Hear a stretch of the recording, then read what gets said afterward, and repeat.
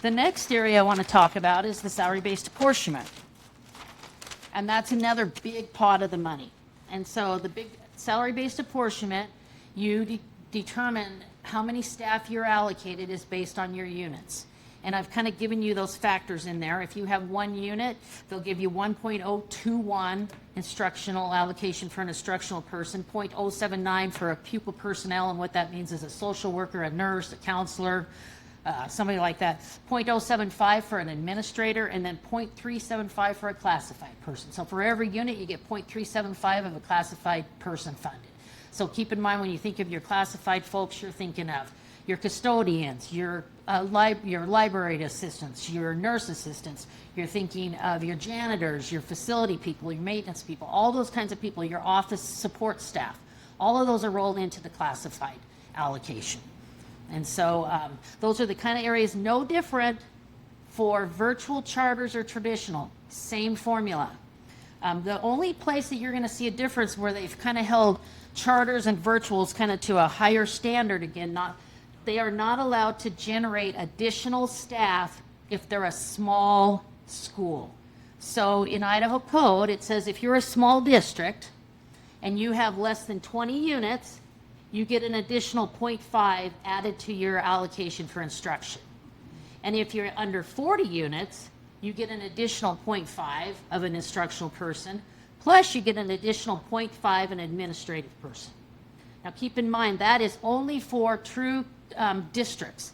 Now what I find interesting about that anymore is if you go look at the enrollments of traditional districts and charters, many districts are the exact same size as charters or larger. So you go look at, there's lots and lots of districts that have 300 and 400 kids in them.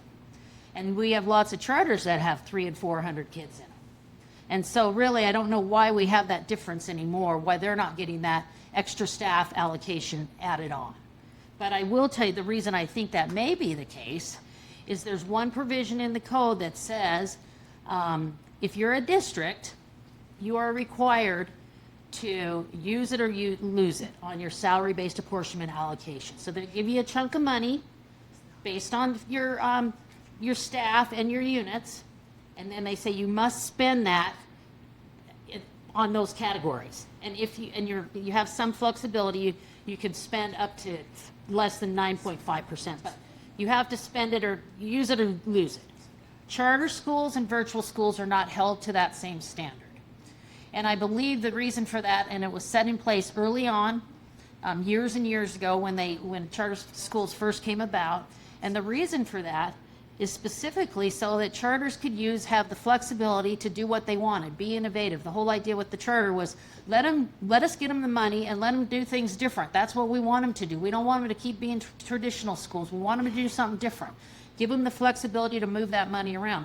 The other reason I believe that happened, and legislators can speak to that if you were around at the time, is that they don't have a local funding source.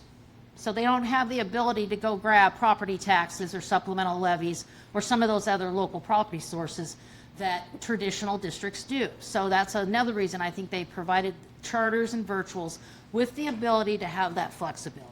So keep in mind that is one area where charters are different when it comes to the salary allocation.